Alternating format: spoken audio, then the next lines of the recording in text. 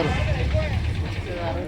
ఎన్నో వార్తా కథనాలు ఆమె వాయిస్ ద్వారా తెలంగాణ వ్యాప్తంగా ఉద్యమం నాటి నుంచి కూడా ఆమె వాణి ఇచ్చింది.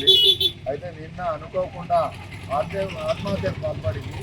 దీన్ని ప్రభుత్వం పూర్తి స్థాయిలో విచారణ చేపట్టాలి. మేము ఈరోజు తెలంగాణ వర్కింగ్ జర్నలిస్ట్ ఫెడరేషన్ తరఫున నివాళులర్పిస్తున్నాం.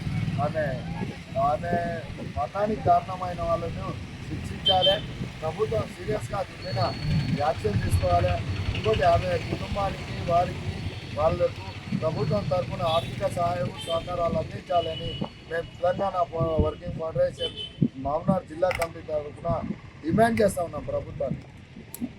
పనిచేసి ఎన్నో కథనాలను వెలువరించిన ఆమె ఈరోజు మనం మధ్యలో లేకపోవడం తీరం లోటు. కాబట్టి ఆమె మరణానికి మనం మౌనంగా ఈ జిల్లా దీక్షలోనే మనం సంతాప సభ నిర్వహిస్తూ నివాళులు అర్పిస్తా ఉన్నాం. జిల్లా కమిటీ అట్లే 2 నిమిషాలు మౌనం పాటిద్దామని తెలియజేస్తాం.